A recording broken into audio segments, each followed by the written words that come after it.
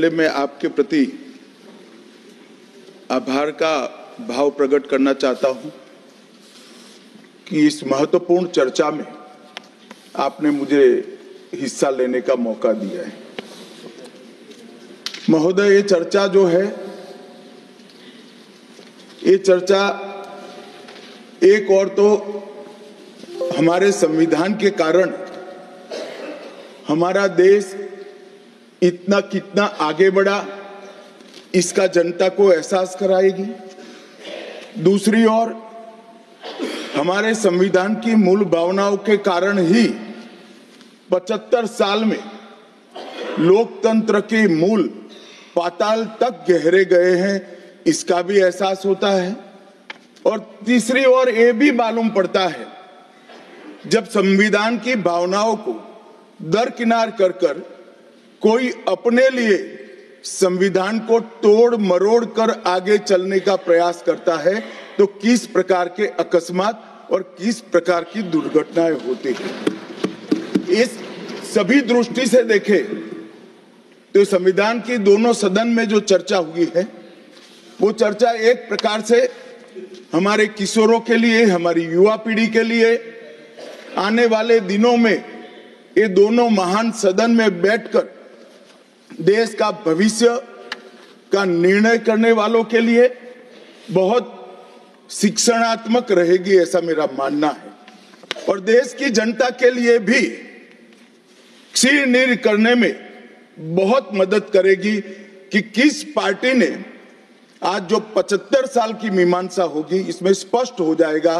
किस पार्टी ने जब जब जनता ने शासन अपने वो पार्टी के हाथ में दिया, संविधान का सम्मान किया है या नहीं किया है। मान्यवर, बहुत लंबी आजादी की लड़ाई के बाद हम आजाद हुए। जब हम आजाद हुए तब दुनिया भर के कई राजनीतिक पंडितों ने कई आगाहियां की थी कि ये देश बिखर जाएगा, शायद बन ही नहीं पाएगा। कुछ लोगों ने ऐसी आगाही की थी कि यहां डेमोक्रेटिक वैल्यू प्रस्तापित हो ही नहीं पड़ सकते, एकता हो ही नहीं सकती और ये देश आर्थिक रूप से कभी भी आत्मनिर्भर नहीं हो पाएगा। और आज जब 75 साल के समय के बाद संविधान को स्वीकार करने के बाद पीछे मुड़कर देखते हैं तो सरदार पटेल का मैं धन्यवाद करना चाहता हूं कि सरदार साहब के अथक परिश्रम के कारण आज देश एक होकर मजबूती से दुनिया के सामने खड़ा। मान्यवर, जो कहते थे लोकतंत्र इस देश में सफल नहीं होगा, मैं वो सभी लोगों को इस सदन के माध्यम से कहना चाहता हूं कि 75 साल हो गए, हमारे साथ भी पास पड़ोस में दुनिया भर में कई लोग आजाद हुए, नई शुरुआत की, वहां कई बार अकस्मात हुए, लोकतंत्र सफल नहीं हुआ। हमारा लोकतंत्र आज पाताल तक गहरा पहुंचा है। अनेक परिवर्तन रक्त की एक बूंद बहाए बगैर हमने करे हैं और विचारधाराओं के आधार पर भी परिवर्तन करे हैं। अनेक तानाशाहों के गुमान, अभिमान और अहंकार को चूर चूर करने का काम इस देश की जनता ने किया है, मगर लोकतांत्रिक तरीके से किया है। और मान्यवर, जो कहते थे कि हम आर्थिक रूप से आत्मनिर्भर नहीं हो पाएंगे, उनको भी हमारी जनता ने, हमारे संविधान की खूबसूरती ने जवाब दिया है। हम आज दुनिया का 5वां अर्थतंत्र बनकर सम्मान के साथ, और ब्रिटेन जिन्होंने सालों तक हम पर राज किया, और ये जो मैंने तीनों आगाही कही वहीं से पक्ष विपक्ष में से आई थी, आज ब्रिटेन भी अर्थतंत्र की तालिका में हमारे पीछे खड़ा है। मान्यवर, ये हम सब के लिए गौरव लेने का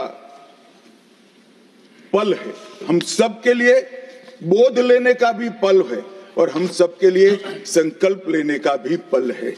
और ये सदन जे आपने लगभग 80 से ज्यादा सांसदों को मान्यवर बोलने का मौका दिया, 31 घंटे की चर्चा हुई और ये चर्चा में सभी भाव पक्ष या विपक्ष से कहीं न कहीं प्रकट हुए। मान्यवर, आज मैं जब यहाँ आया हूं तब ये बात कहना चाहता हूं कि आज हम जिस मुकाम पर खड़े हैं, उस मुकाम पर महर्षि अरविंद और स्वामी विवेकानंद की वो भविष्यवाणी सच होती दिखाई पड़ती है कि भारत माता अपने दैदीप्यमान ओजस्वी स्वरूप से जब खड़ी होगी तब दुनिया की आंखें चकाचौंध हो जाएगी और पूरी दुनिया वो रोशनी से भारत की ओर देखेगा। वो दिन सच होगा, इसके नजदीक काफी मजल हमने काट ली है। मान्यवर, हमारा संविधान सभा की रचना और संविधान की रचना की प्रक्रिया, ये तीनों एक प्रकार से समग्र विश्व के सभी संविधानों में अनूठे हैं, अलग प्रकार के रहे हैं। हमारे यहाँ दुनिया का सबसे ज्यादा विस्तृत लिखित संविधान चर्चा के सभी हमारे पारंपरिक लक्षणों को पार करते हुए हमने किया। इस संविधान सभा में 299 सदस्य रहे, 22 धर्म जाति समुदाय के सदस्य रहे, हर प्रिंसली स्टेट का प्रतिनिधित्व रहा, हर राज्य का प्रतिनिधित्व रहा। एक प्रकार से समावेशी प्रतिनिधित्व के साथ भारत का भविष्य तय करना, मतलब संविधान को रचने की हमारी प्रक्रिया आगे बढ़ी। 2 वर्ष 11 माह और 18 दिन तक अहर्निश चर्चा चलती रही, विस्तृत चर्चा चलती रही। देश के भविष्य, देश चलाने के नियम और देश की परंपरा को समाहित करते हुए देश को आगे ले जाने का संकल्प इतनी विस्तृत चर्चा के बाद बना। 13 समितियों में कार्य विभाजन किया गया, 7 सदस्यीय ड्राफ्टिंग समिति बनी और जनता के अभिप्राय के लिए भी शायद ही दुनिया का कोई ऐसा संविधान होगा जिसका ड्राफ्ट पूरी जनता को कमेंट्स के लिए दिया गया और कमेंट्स पर भी बहुत डिटेल चर्चा कर उचित बदलाव भी किए गए। इतनी लोकतांत्रिक परंपरा से और प्रक्रिया से बना हुआ हमारा संविधान 295 अनुच्छेद, 22 भाग और 12 अनुसूचियों में बटा है। और ये सभी संविधान के अनुच्छेद, भाग और अनुसूचियां वो विश्व में कोई भी संविधान से ज्यादा उदात्त और उत्तुंग मानव मूल्यों का सृजन करने वाले रहे हैं। मान्यवर, इसलिए हम सबको इस पर गर्व है और हम सब ये संविधान को हमेशा मस्तक झुकाकर सब प्रणाम करते हैं। मैं एक विशेष उल्लेख करना चाहूंगा मान्यवर, नंदलाल बोस जो गुरुवर टैगोर के अंतेवासी थे, बहुत बड़े कलाकार थे। इन्होंने 4 वर्ष का समय लेकर संविधान को सजाने का काम किया और उन्होंने जो संविधान लिखा गया था इसके अनुरूप घटनाओं को संविधान के अंदर उकेरने का भी काम किया।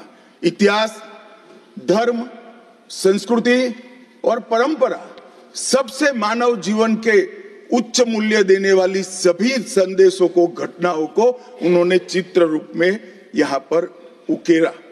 यहाँ पर भगवान राम का चित्र भी मिलेगा, बुद्ध और महावीर का भी मिलेगा, दशम पिता गोविंद सिंह जी का भी चित्र मिलेगा, गुरुकुल हमारी शिक्षा नीति कैसी होनी चाहिए इसका संदेश भी मिलता है, राम सीता लक्ष्मण वो एक प्रकार से हमारे अधिकारों का चित्रण करते वक्त दिखाए गए, भगवत गीता के संदेश का चित्र भी दिया, शिवाजी और लक्ष्मीबाई को भी यहाँ पर स्थान देकर देशभक्ति के उत्तुंग पाठ हमें पढ़ाए।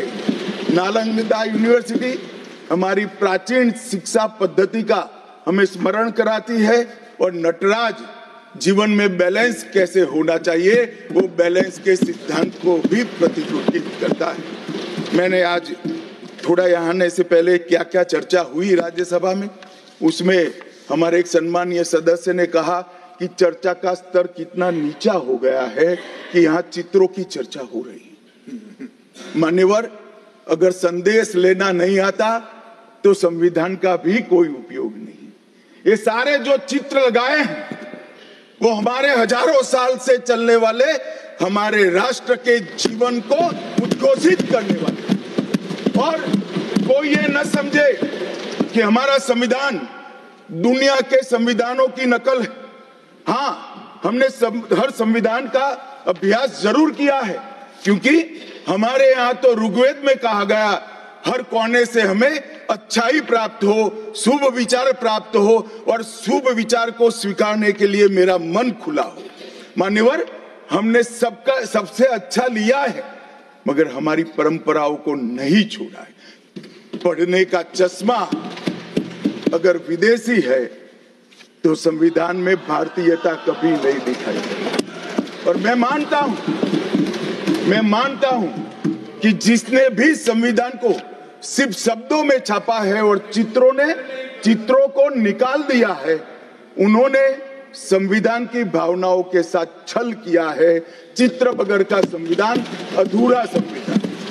मान्यवर, इसके अंदर संविधान सभा में राजेंद्र प्रसाद जी, राजेंद्र बाबू अध्यक्ष बने, डॉक्टर BR आंबेडकर, सरदार पटेल, जवाहरलाल नेहरू, श्रीमान काजू, KT Shah, Iyengar, Maulana Azad, Shyama Prasad Mukherjee, doctor Radhakrishnan, KM Munshi, ऐसे विद्वानों ने अनेक चर्चाओं में हिस्सा लेकर संविधान को समृद्ध और संपूर्ण बनाने का काम किया। परंतु इतना ही नहीं, संविधान सभा के जो सदस्य थे, इसके अलावे भी विवेकानंद, महर्षि अरविंद, महात्मा गांधी, गोपाल कृष्ण गोखले, तिलक महाराज, वीर सावरकर, लाला लजपत राय और राष्ट्र, लोकतंत्र और हमारी परंपराओं में उच्च मूल्यों को स्थापित करने वाले हर महापुरुष की भावनाओं का ये महापुरुष ने उल्लेख कर कोई न कोई सिद्धांत को प्रस्तापित किया है। मान्यवर, जब इतने सारे मनुष्यों का अच्छा विचार जिस संविधान में हो, उसको सफल होना ही था। ये संविधान सफल होने के लिए संविधान सभा की चर्चा अगर कोई ध्यान से पढ़ेगा तो वेद, उपनिषद, चाणक्य नीति, विदुर नीति, शांति पर्व, रामायण और महाभारत, इसमें से निपजे हुए मानव जीवन के सभी मूल्यों को भी इसके अंदर हमने समाने का प्रयास किया था। मान्यवर, 75 साल हो गए संविधान को किस प्रकार से हमारे राजनीतिक दलों ने और हमारी पॉलिटिकल पार्टियों के साथ साथ हमारी सरकारों ने भी किस प्रकार से आगे बढ़ाया, इसकी भी चर्चा जरूर होनी चाहिए। मैं मानता हूं ये चर्चा समय उचित होगी। हमारे संविधान की रचना के बाद डॉक्टर आंबेडकर ने बहुत सोच समझकर एक वाक्य किया था। मैं आंबेडकर जी के वाक्य को सदन के सामने प्रस्तुत करना चाहता हूं। कोट, कोई संविधान कितना भी अच्छा हो, वह बुरा बन सकता है अगर जिन लोग पर उसको चलाने की जिम्मेदारी है वो अच्छे न हो। उसी तरह से कोई भी संविधान कितना भी बुरा हो, वो अच्छा साबित हो सकता है अगर उससे चलाने वालों की भूमिका सकारात्मक और अच्छी हो। ये दोनों घटनाएं मान्यवर हमने हमारे संविधान के 75 साल के कालखंड के अंदर देखी है और मैं तथ्यों के आधार पर सदन के सामने और सदन के माध्यम से देश की जनता के सामने भी रखना चाहता हूं। हमारे संविधान को कभी भी अपरिवर्तनशील नहीं माना गया। समय के साथ साथ देश भी बदलना चाहिए, समय के साथ साथ कानून भी बदलने चाहिए और समय के साथ साथ समाज भी बदलना चाहिए। परिवर्तन ये जीवन का मंत्र है, सत्य है। इसको हमारे संविधान सभा ने स्वीकार किया था। इसलिए आर्टिकल 368 में संविधान संशोधन इसके लिए प्रोविजन किया गया। अभी कुछ राजनेता आए हैं, 54 साल की आयु में अपने आप को युवा कहते हैं, और ये घूमते रहते हैं, संविधान बदल देंगे, संविधान बदल देंगे, संविधान बदल देंगे। मैं उनको समझाना चाहता हूं कि संविधान बदलने का प्रोविजन, संविधान के प्रावधानों का बदलने का प्रोविजन अनुच्छेद 368 के अंदर संविधान में ही है। और मैं आज फिर से एक बार कहना चाहता हूं, थोड़ा ज्ञानवर्धन भी हो जाए किसी का। भाजपा ने 16 साल राज किया, माननीय 6 साल अटल जी ने किया, 10 साल मोदी जी ने किया और 5 साल और मोदी जी करें। एक प्रकार से 16 साल हमने शासन किया। 16 साल में हमने 22 बार संविधान बदला, संविधान के अंदर परिवर्तन की। और कांग्रेस ने 55 साल करा और 55 साल में 77 परिवर्तन कांग्रेस ने भी किए, कांग्रेस के शासन में भी हुए। अब भारतीय जनता पार्टी और कांग्रेस दोनों ने परिवर्तन किए। ये परिवर्तन का टेस्ट कैसा था, किस प्रकार से किए गए? संवैधानिक प्रक्रिया से भी परिवर्तन होते हैं और संविधान को तोड़ मरोड़ कर, फॉर्मेलिटी कर भी परिवर्तन कर सकते हैं। परिवर्तन करने का उद्देश्य क्या था, क्या हासिल करना था? क्या हमारे लोकतंत्र को मजबूत करने के लिए परिवर्तन किए गए? क्या हमारे जिनको अधिकार नहीं है ऐसे लोगों को समकक्ष अधिकार लेने के लिए परिवर्तन किए गए, या अपनी राज्य सत्ता को टिकाने के लिए परिवर्तन? इस पर से ही पार्टी का कैरेक्टर, पार्टी के चलने की पद्धति और पार्टी का संविधान में विश्वास, ये सबको मालूम पड़ता है। मैं ज्यादा संविधान के संशोधन में नहीं जाऊंगा मान्यवर। दोनों प्रमुख दलों के 4 संविधान संशोधन को मैं लेना चाहूंगा। पहला संशोधन हुआ 18 जून 1951 में।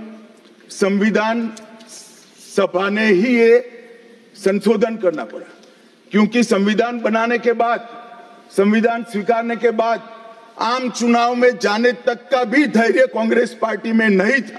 अभी लोकसभा नहीं बनी थी, अभी राज्यसभा नहीं बनी थी और संशोधन लेकर आए। अब उसका उद्देश्य क्या था? 19A जोड़ा गया। 19A जोड़ा गया, वो किस लिए जोड़ा गया?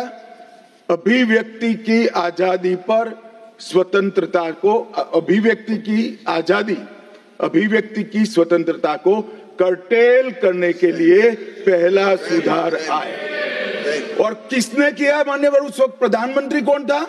श्रीमान जवाहरलाल नेहरू उस वक्त प्रधान।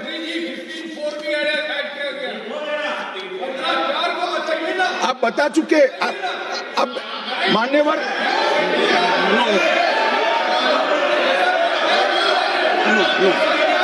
No sit down. Jairam ji, he not yielding. We heard leader of the opposition. मान्यवर, Unless there is yielding, let us hear. मान्यवर, मेरा लंबा अनुभव है आजकल करते हुए। मुझे 30 साल हो गए विधानसभा और लोकसभा राज्यसभा में बैठे हुए। संसद में भाषण करने का मेरा अनुभव है मान्यवर। वो विरोध तभी कर सकते हैं जब मेरी बात सच न हो। अगर मेरी बात सच नहीं हो तो बताए वो संविधान संशोधन नंबर 1, अब सुनिए, संविधान संशोधन नंबर 1 वो अभिव्यक्ति की आजादी को कर्टेल करने के लिए ही लाया गया था और जवाहरलाल नेहरू के लिए लाया गया। मान्यवर, 24वां संविधान संशोधन, 24वां संविधान संशोधन जवाहरलाल नेहरू जी की सुपुत्री इंदिरा जी उस वक्त प्रधानमंत्री थी। पार्टी तो वही सत्ता में थी, कांग्रेस पार्टी। 5 नवंबर 1971 को संविधान में संशोधन किया गया, 24वां संशोधन। और संविधान संशोधन के माध्यम से संसद को मौलिक अधिकार, नागरिकों के मौलिक अधिकार कम करने का अधिकार दे दिया। तो एक प्रधानमंत्री कांग्रेस पार्टी के अभिव्यक्ति की स्वतंत्रता कर्टेल करते हैं, दूसरे प्रधानमंत्री उसी परिवार से आते हैं, वो नागरिकों के मौलिक अधिकार को कर्टेल करने का अधिकार लेते हैं। और 39वां संविधान संशोधन अब तो इंतहाई कर दी मान्यवर, सब सीमाओं को पार कर दिया। मान्यवर, आप तो अधिवक्ता रहे हैं। 10 अगस्त 1975 का वो दिन हमारे संविधान के इतिहास में बहुत, जब भी जिक्र होगा काले अक्षरों से ही इसका जिक्र करना पड़ेगा। उस वक्त 39वां संविधान संशोधन आया मान्यवर। 39वां संविधान संशोधन क्या था? इंदिरा गांधी जी के चुनाव को इलाहाबाद हाईकोर्ट ने अमान्य घोषित कर दिया। अभी कुछ नहीं है, ईवीएम ले लेकर घूमते हैं, हारते हैं और ईवीएम ले लेकर, ईवीएम ने हरा दिया, ईवीएम ने हरा दिया, ईवीएम ने हरा दिया। सुप्रीम कोर्ट ने 24 बार ईवीएम की अर्जी नकार दी। चुनाव आयोग ने 3 दिन ईवीएम 10 से 5 बजे तक रखा कि भाई कोई हैक कर कर बताए। कोई नहीं गया, सुप्रीम कोर्ट में कोई नहीं गया, और हारते हैं तो ईवीएम का दोष निकालते। मान्यवर, एक ही समय, एक ही दिन 2 परिणाम घोषित। एक महाराष्ट्र में सुपड़ा साफ हो गया, जो जनादेश के साथ द्रोह किया था इसका दंड महाराष्ट्र की जनता ने दिया, और दूरबीन लेकर दिखाई नहीं पड़ते, और उसी दिन वो झारखंड में जीते।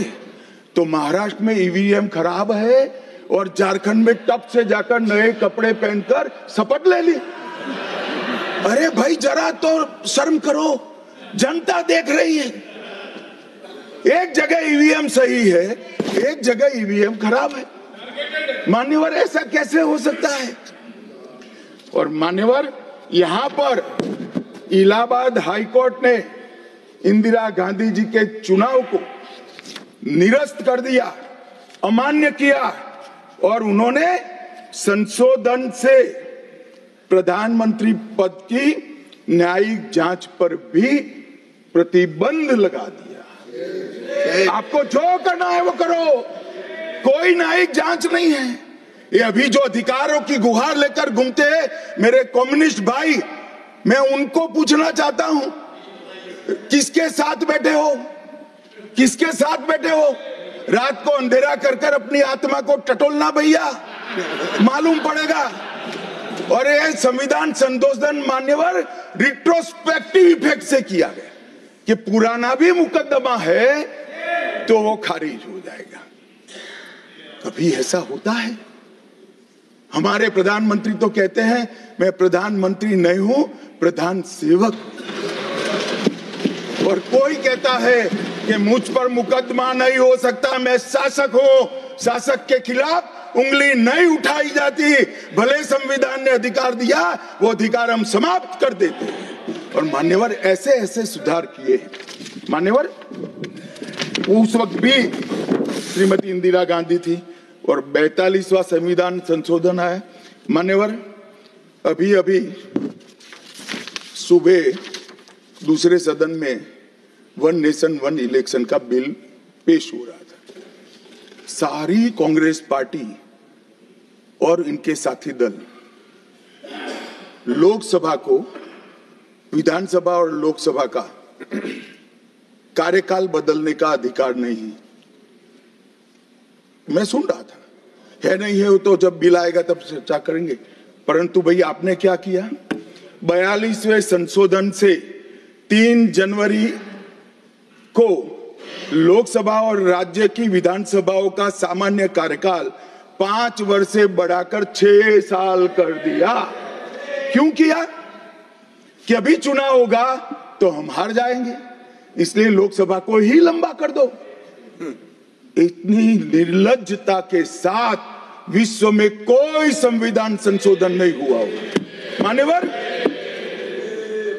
दूसरा, कुछ कानून पारित करने थे।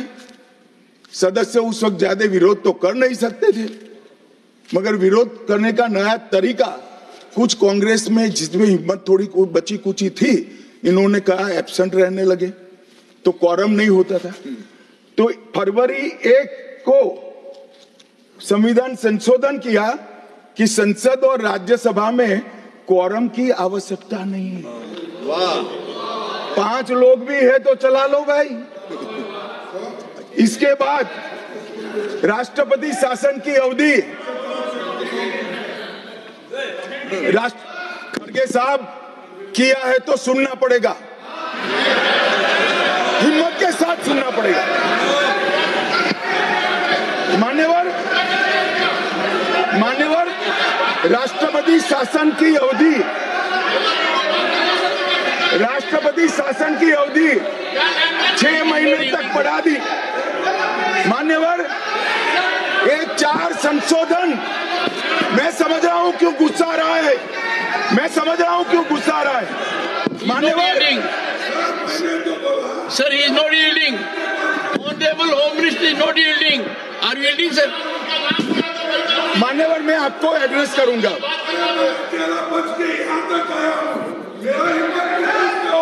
तुम तो कायर हो, तुम मान्यवर, तुम लड़ाकू हो। Okay. मान्यवर, मैं आपको एड्रेस करूंगा। Go on record. What the Honorable Home Minister said. खड़गे जी, मैं आपका बहुत सम्मान करता हूं, आपकी हाजिरी वहां दर्ज करनी चाहिए। कृपया बैठे, मुझे बोलने दीजिए।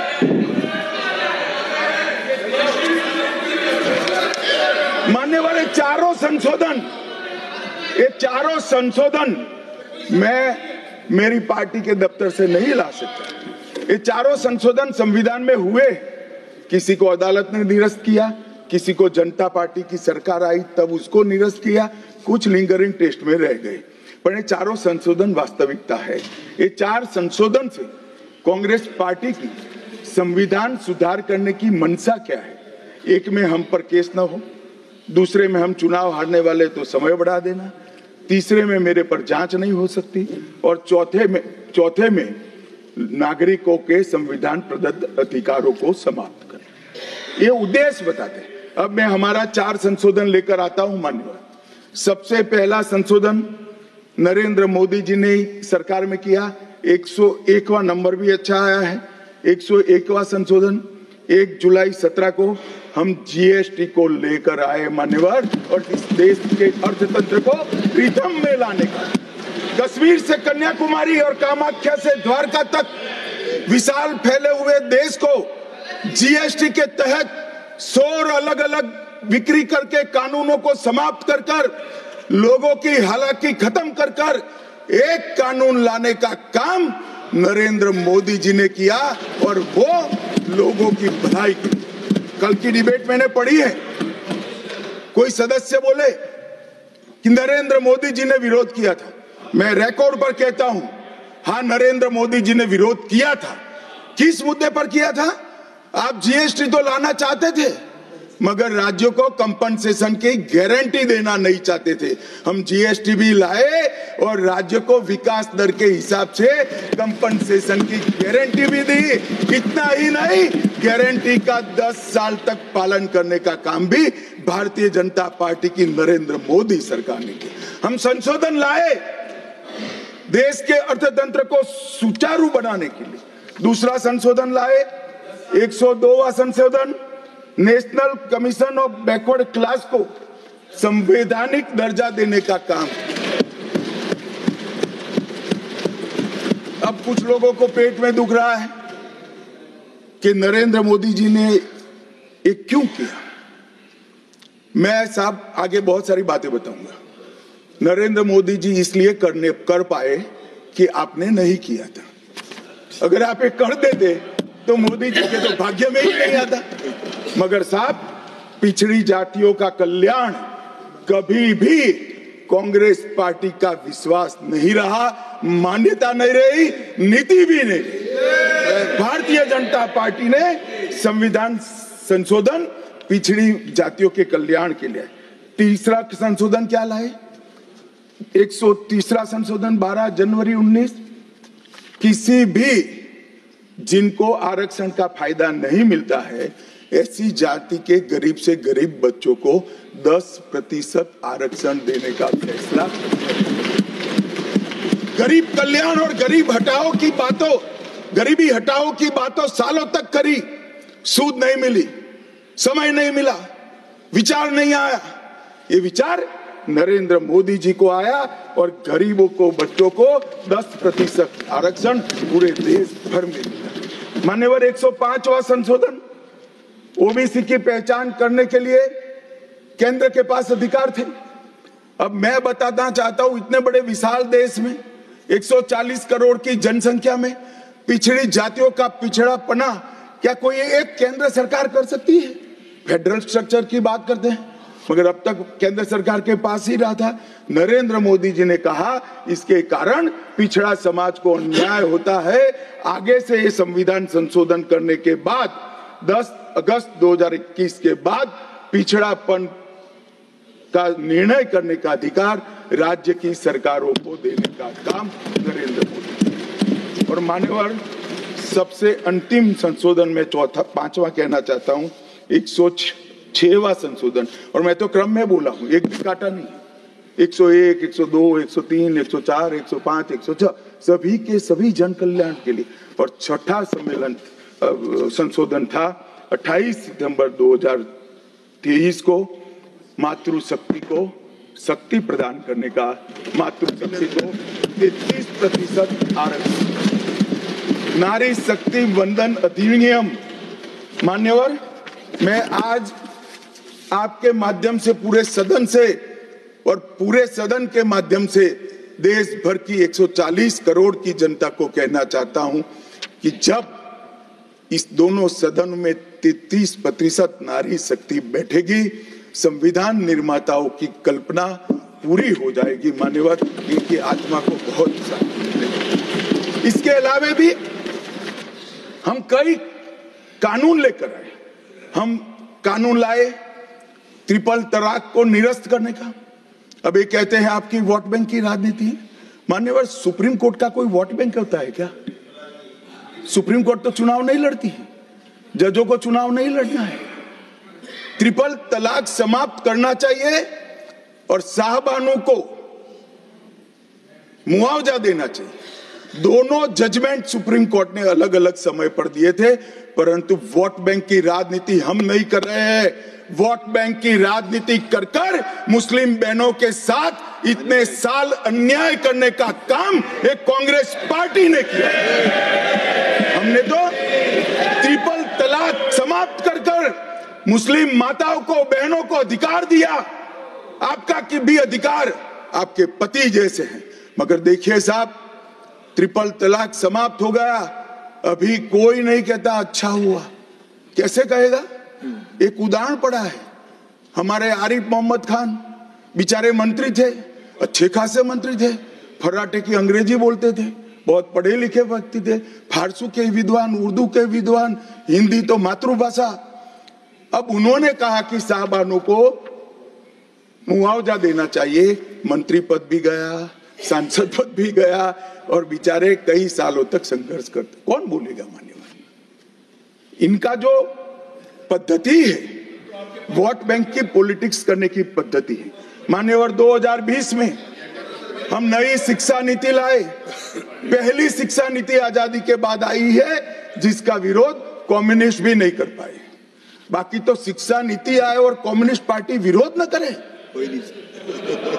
ऐसा कभी हो सकता है? मुझे भी बड़ा आश्चर्य होगा कि प्रकृति बदल गई है या उनका सोच बदल गया है। खैर, जो भी हुआ, फिर मुझे किसी ने बताया कि आपने इतनी अच्छी शिक्षा नीति लाए हैं कि इसका विरोध करोगे तो लोग उनका विरोध करेंगे, इसलिए विरोध नहीं किया है। मान्यवर, जम्मू कश्मीर में आरक्षण देने का संशोधन विधेयक लाए और 3 नए आपराधिक कानून भी हम लेकर आए। हमारी क्रिमिनल जस्टिस सिस्टम के ये 3 कानून 160 साल बाद पहले अंग्रेजों ने बनाए थे, अंग्रेजों की पार्लियामेंट में बने थे। नरेंद्र मोदी जी ने,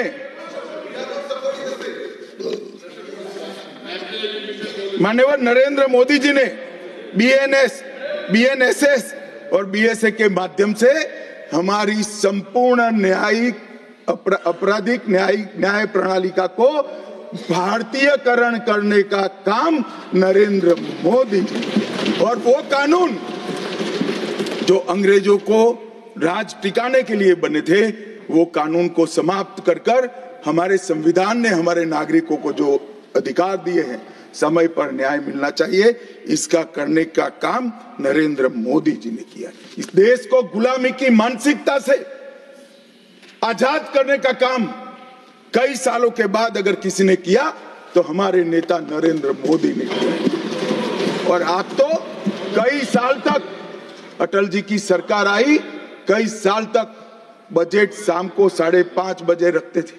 क्यों शाम को 5:30 बजे रखते थे? क्योंकि इंग्लैंड की रानी के घड़ी में उस वक्त 11 बजते थे। आजादी के इतने सालों तक अंग्रेज की रानी के घड़ी से बजट रखने की आदत थी, वो भी किसी ने बदला तो भारतीय जनता पार्टी ने बदला, अटल बिहारी वाजपेयी। मान्यवर, संविधान के सम्मान की बहुत बातें हुई, मगर संविधान का सम्मान सिर्फ बातों में नहीं होना चाहिए, कृति में भी होना चाहिए, कर्तृत्व में भी होना चाहिए और कल्पना में भी होना चाहिए। जब कृति में नहीं है, कर्तृत्व में नहीं है, तो कल्पना में आ ही नहीं सकता। अभी मैंने इस चुनाव में अजीबोगरीब नजारा देखा मान्यवर, अजीबोगरीब नजारा था। आज तक इतने साल चुनाव हुए, किसी ने आम सभाओं में संविधान को लहराया नहीं। संविधान को लहराकर, झूठ बोलकर जनादेश लेने का कुत्सित प्रयास कांग्रेस पार्टी के नेताओं के माध्यम से। मान्यवर, संविधान लहराने का मुद्दा नहीं है, संविधान बहकाने का मुद्दा नहीं है, संविधान विश्वास है, संविधान श्रद्धा है, संविधान को सम्मान करने का। मान्यवर, वो नरेंद्र मोदी जी, और लोकसभा में तो किसी को मालूम नहीं पड़ा।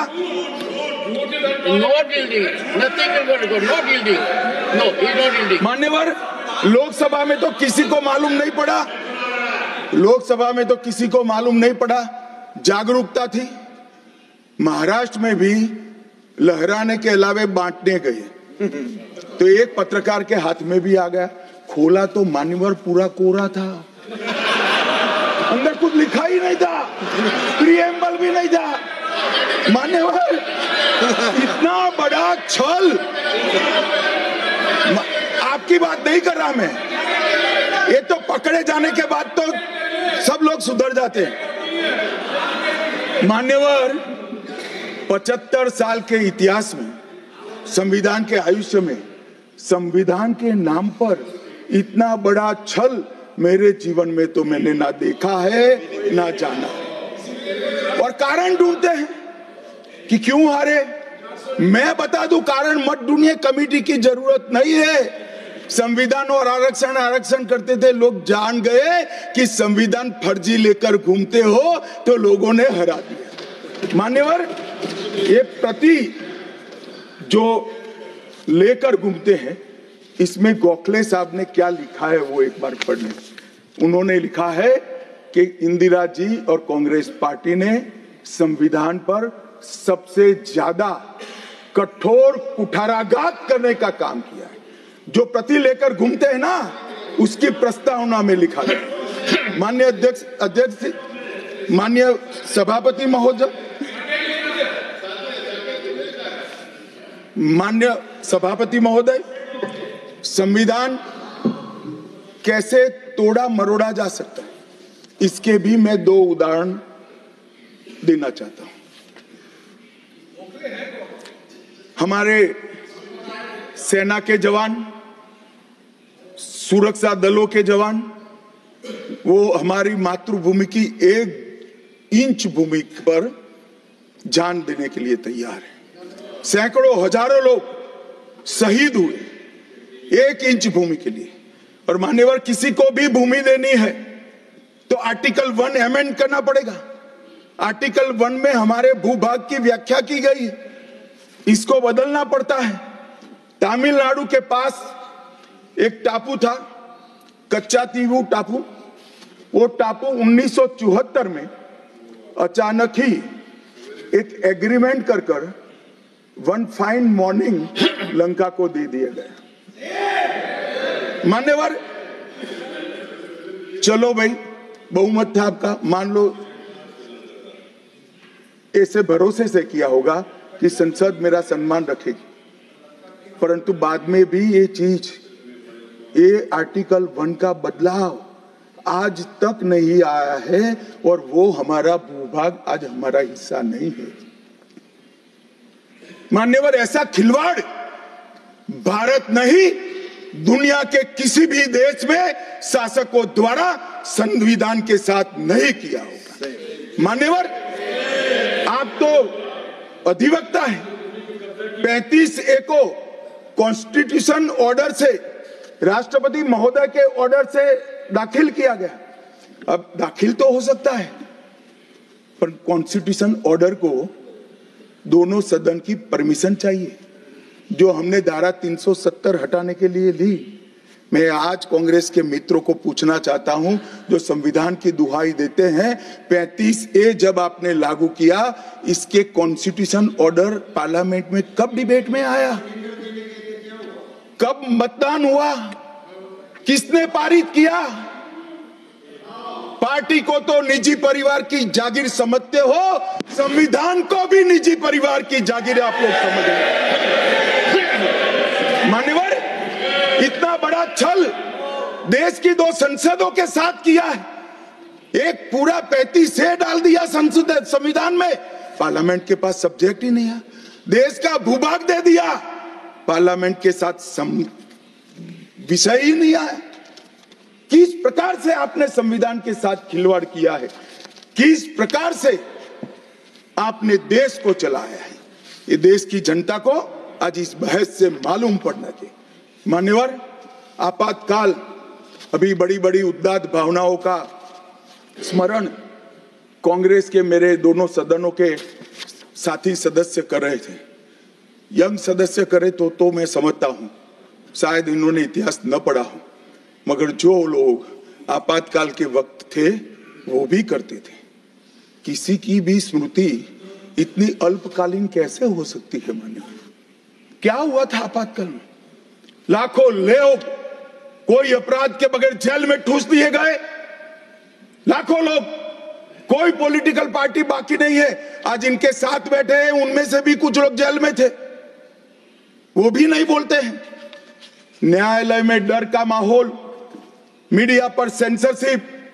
इंडियन एक्सप्रेस ने अपना संपादकीय एक भी शब्द लिखे बगैर का कोरा संपादकीय प्रकाशित करा, क्योंकि लिख नहीं सकते थे। श्रीमान शुक्ला साहब से एडिट कराना होता था, वापिस ही नहीं आता था, तो उन्होंने कोरा अखबार ही निकाल दिया। इस तरह से विरोध किया और तय हो गया मान्यवर, एक व्यक्ति कहेगी वो ही कानून होगा। और क्यों किया? देश पर आक्रमण हुआ था क्या? देश की आंतरिक सलामती ठीक नहीं थी क्या?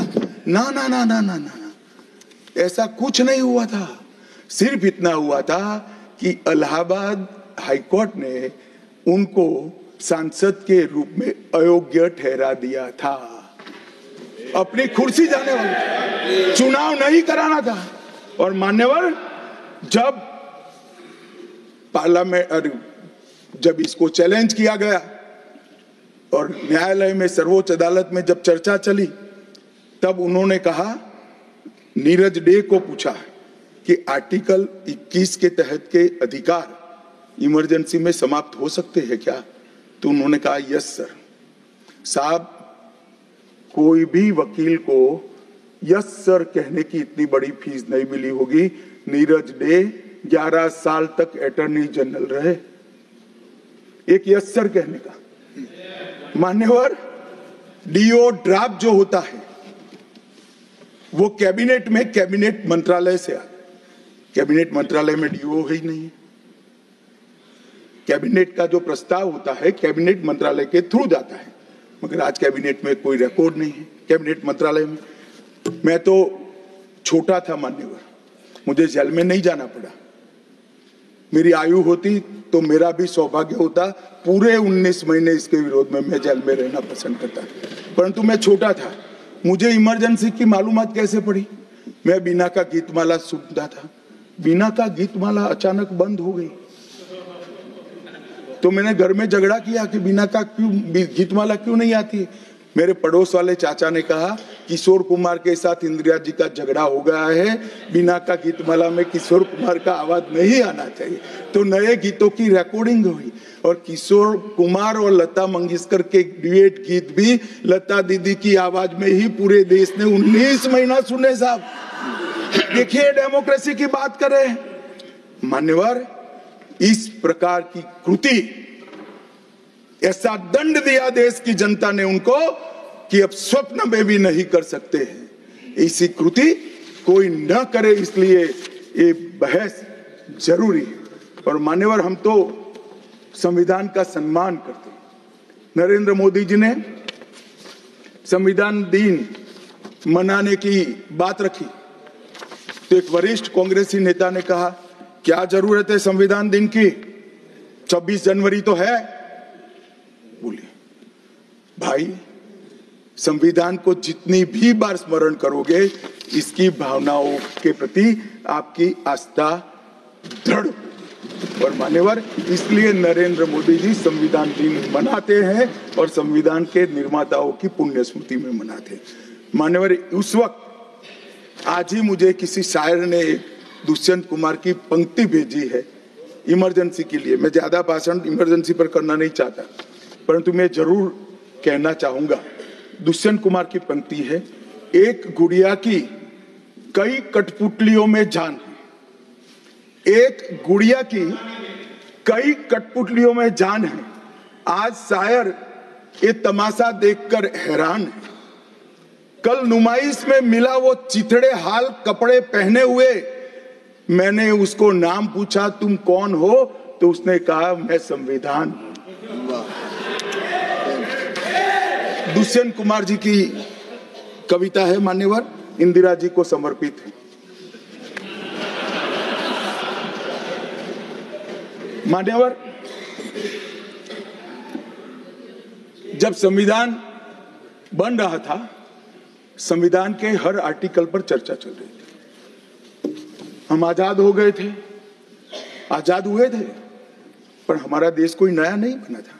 हम तो हजारों सालों से दुनिया में सबसे चिर पुरातन संस्कृति, चिर पुरातन धर्म और चिर पुरातन समाज जीवन लेकर निकले हुए देश हैं।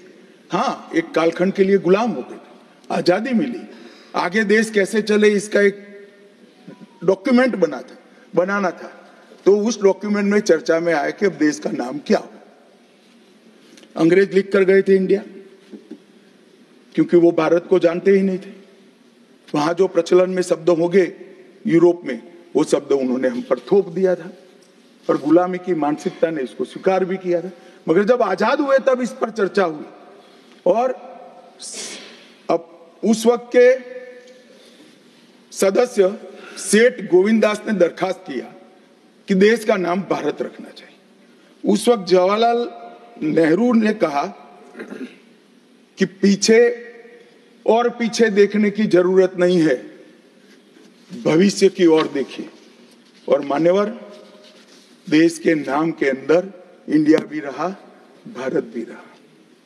खैर, मैं इस पर टिप्पणी करना नहीं चाहता, परंतु नजरिए का सवाल है। अगर इंडिया के चश्मे से भारत को देखोगे तो भारत समझ में नहीं आएगा, पूरा जीवन चला। और इसलिए इन्होंने अपने गठबंधन का नाम भी इंडिया ही रखा है, इसीलिए रखा है, वो ही सोच से चलना है। और मान्यवर, हमारे प्रधानमंत्री जी ने विकास तो करना है, दुनिया में सबसे आगे बढ़ना ही है, विकास के साथ साथ विरासत को भी अपना कर आगे बढ़े। गुलामी की हर परंपरा को हम समाप्त करना चाहते हैं। हम एक आजाद मुल्क है, सार्वभौमत्व से लैस मुल्क है, किसी की परंपरा हमें स्वीकार नहीं है। परंपरा बदलनी है तो हम बदलेंगे, नए कपड़े हर कोई पहनता है, हम भी पहनेंगे, परंतु हमारी पुरानी परंपराओं पर हमें शर्म नहीं है। और मान्यवर, क्या किया नरेंद्र मोदी जी ने, राजपथ जो अंग्रेज सम्राट के सम्मान में नाम रखा गया था, उसका नाम बदलकर कर्तव्य पथ रखा। इंडिया गेट पर किंग पंचम जॉर्ज की मूर्ति लगी थी, मूर्ति हटा दिया, शर्म के मारे में स्थान खाली था। हमने वहां सुभाष बाबू की प्रतिमा लगा। मान्यवर, नेवी का चिन्ह जो देकर गए थे वही चलता था। हमने वीर छत्रपति शिवाजी महाराज की नेवी के चिन्ह को हमने भगवान बिरसा मुंडा की 150वीं जयंती को जनजातीय गौरव वर्ष के रूप में मनाया। राष्ट्रीय युद्ध स्मारक हमने बनाया और राष्ट्रीय युद्ध स्मारक में अमर जवान की ज्योति को विलीन करने का काम भारतीय जनता पार्टी के नेता नरेंद्र मोदी। संसद के अंदर राजा जी ने जो उदात्त भावनाएं व्यक्त की थी, जिसको जवाहरलाल जी ने भी स्वीकारा था, मगर बाद में शर्म का एहसास हुआ, सेंगोल को इलाहाबाद के म्यूजियम में भेज दिया। नरेंद्र मोदी जी ने विधिवत तरीके से सेंगोल को संसद के अंदर प्रस्तावित कर नई संसद बनाई और विश्व भर में चोरी की गई मूर्तियां, आर्टिफैक्ट्स जो थे वो 345 हजारों साल पुराने हमारे मूर्तियां और आर्टिकल्स, उसको वापस लाने के लिए हमारे विदेश मंत्रालय ने काम किया। न्यू एजुकेशन पॉलिसी, पूरा देश अंग्रेजी में चले, ऐसे षड्यंत्र चले इतने सालों तक। न्यू एजुकेशन पॉलिसी में हमने कंपलसरी कर दिया बच्चे की प्राथमिक शिक्षा मातृभाषा में होगी। मान्यवर, मातृभाषा में आईएएस आईपीएस का एग्जाम नहीं दिया जाता था, हमने वहां मातृभाषा में एग्जामिनेशन को किया। अभी तमिलनाडु के सदस्य बोल रहे थे, पहले आप जिनके साथ बैठे हो उनके शासन में तमिल में आईएएस आईपीएस का पेपर नहीं लिख सकते थे। आज तमिल मीडियम में बड़ा हुआ बच्चा गर्व के साथ देश का टॉप ब्यूरोक्रेट बन सकता है। ये व्यवस्था हमने करी।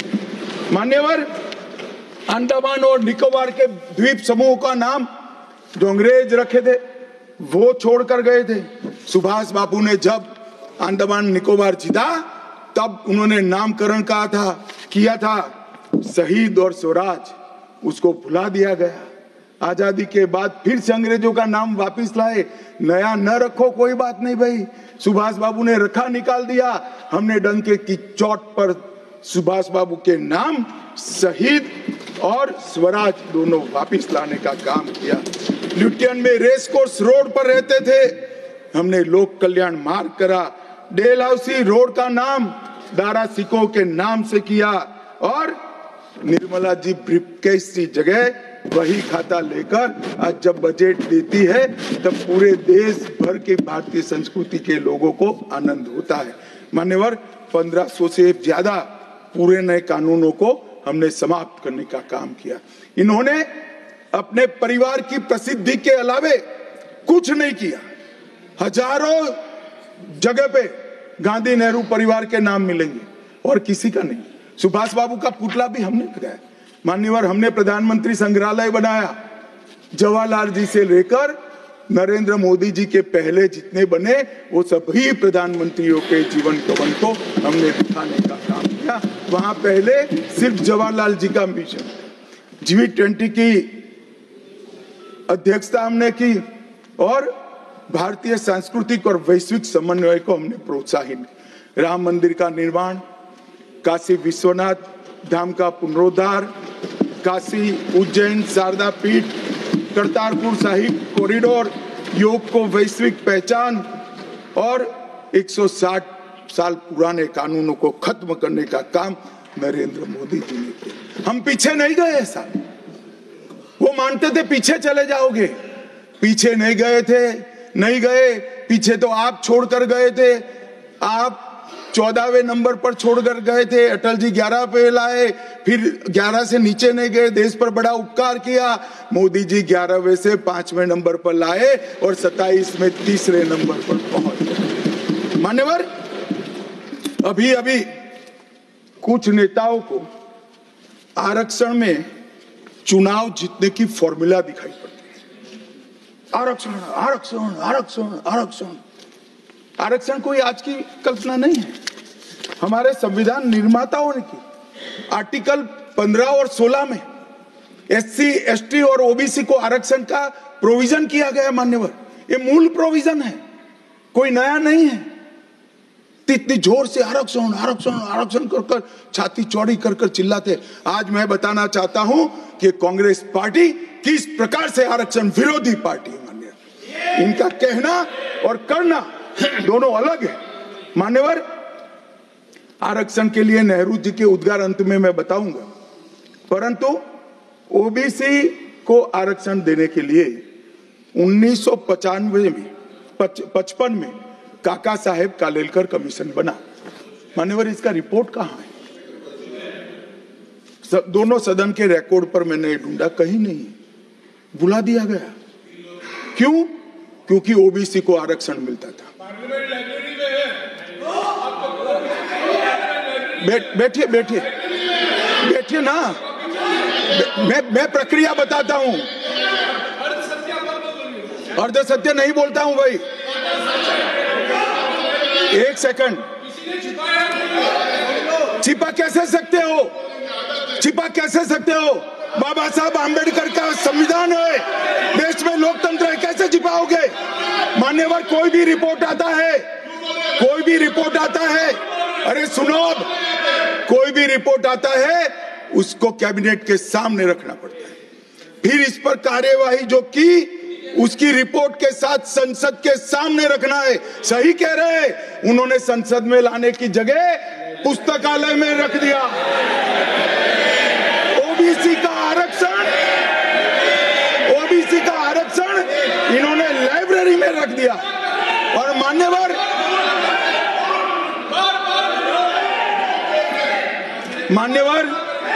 अगर काका साहेब कालेलकर कमीशन का रिपोर्ट स्वीकार कर लिए होते तो 1980 में मंडल कमीशन की रिपोर्ट की जरूरत ना पड़ती।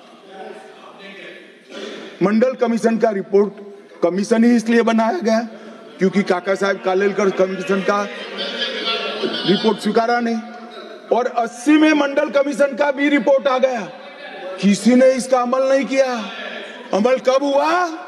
जब 90 में इनकी सरकार गई तब अमल हुआ। और मान्यवर तब तक मंडल कमीशन के रिपोर्ट को भी ठंडे बस्ते में डाल दिया गया। 90 में, अरे सुनिए मान्यवर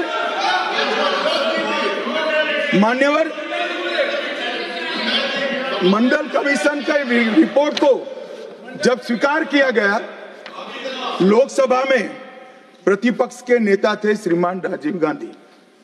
मैंने राजीव गांधी जी के सभी भाषणों को खंगाला।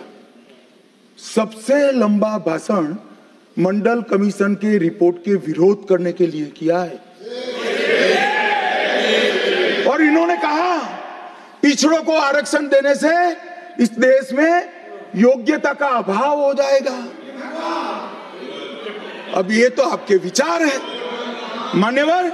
राजीव गांधी की स्पीच भी, श्री राजीव गांधी की स्पीच भी लोकसभा के रिकॉर्ड पर पड़ी है। लाइब्रेरी में आप जाते हैं, लोकसभा की स्पीच निकलवा कर नहीं पढ़ते। जयराम जी पढ़ लीजिए एक बार। और नरेंद्र मोदी जी ने क्या किया मान्यवर? ओबीसी कमीशन को नरेंद्र मोदी जी ने मान्यता दी, पिछड़ा वर्ग का सम्मान किया, नेट, नीट, जेई उसमें ओबीसी का आरक्षण किया।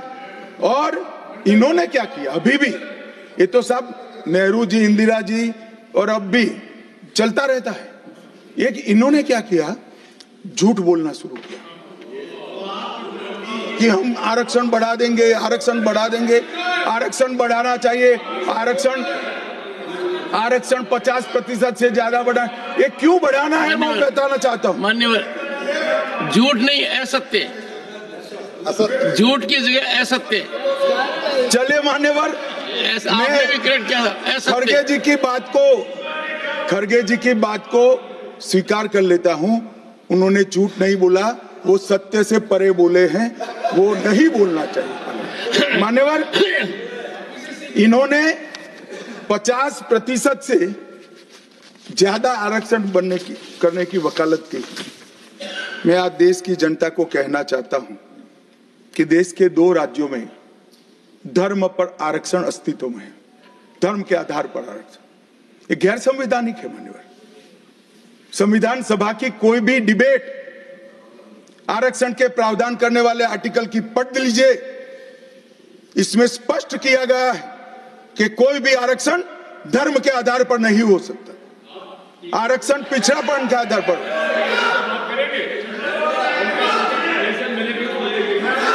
मान्यवर, मगर दोनों राज्यों में जब कांग्रेस की सरकार थी तब धर्म के आधार पर आरक्षण दिया। अब क्या हुआ है, सुप्रीम कोर्ट में रुक जाता है क्योंकि 50% की सीमा, वो ओबीसी का कोई कल्याण नहीं चाहते हैं। 50% की सीमा बढ़ाकर मुसलमानों को आरक्षण देना चाहते हैं, मानिए धर्म के आधार पर आरक्षण देना चाहते हैं। और मैं आज फिर से एक बार इस सदन में जिम्मेदारी तब के साथ कहता हूं, दोनों सदन में जब तक भाजपा का एक भी सदस्य है, धर्म के आधार पर आरक्षण हम नहीं होने देंगे। इस संविधान विरोधी मान्यवर, मैं अब कांग्रेस पार्टी ने कभी धर्म के आधार पर आरक्षण अरे दिया है